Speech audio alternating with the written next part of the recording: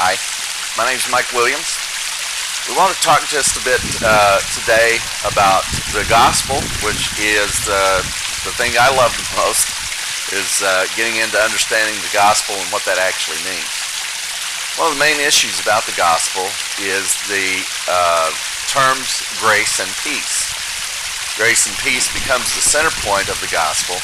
However, you cannot understand the grace of God unless you first understand the law of God, because the grace of God is what has replaced the law of God in its totality in the two covenants. The law representing the first covenant, which was by the blood of bulls and goats, and the grace of God, which is established by the blood of Jesus Christ.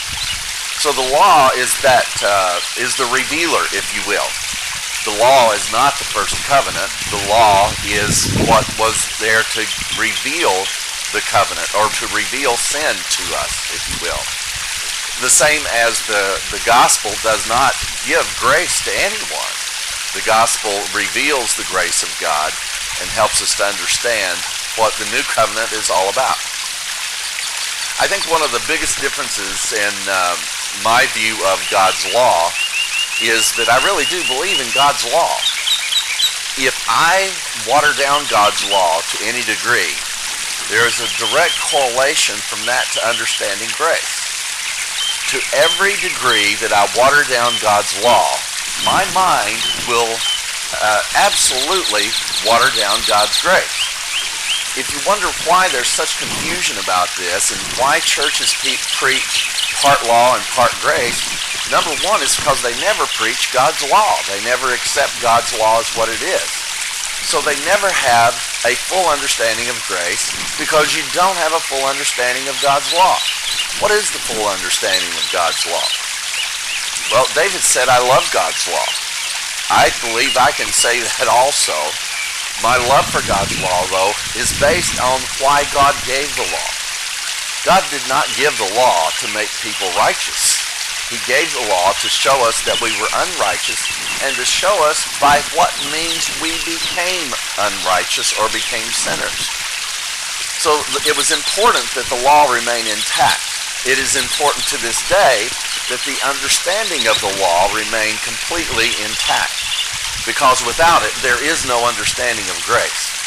There's a lot of people who want to do away with the, quote, the Old Testament, or not look at the law or look at the prophets at all. But you see, that is where we get our direct correlation to understanding the new covenant. If you don't understand the old, you will never understand the new. This is just the way that it was set up, and it was, in fact, it was set up for that purpose, so that when that which was perfect was come, that we would understand it. The law demanded perfection. The grace of God delivered perfection. This is the main difference between God's law and between God's grace. God's law demands perfection.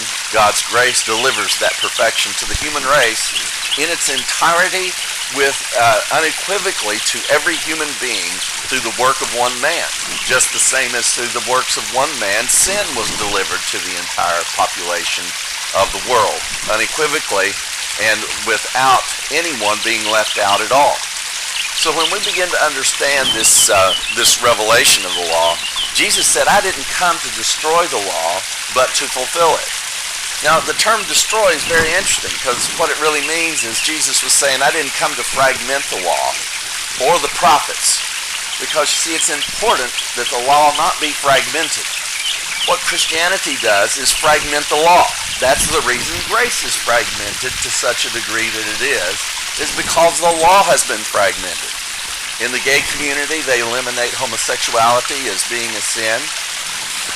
In different churches, they eliminate different things as being whether or not they are sin. I believe every law in the entire law, 600 and some 13 laws, I believe all of them are valid, and I believe if you break one of them, you've broke them all. It doesn't make any difference which one you think you're keeping.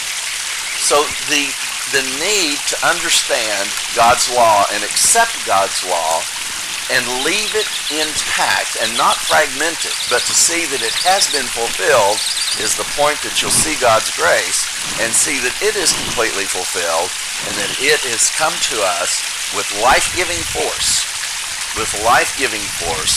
through the power of the blood of Jesus Christ. We appreciate you listening. Please go to gospelrevolution.com if you'd like to understand more, or just refer to the link below.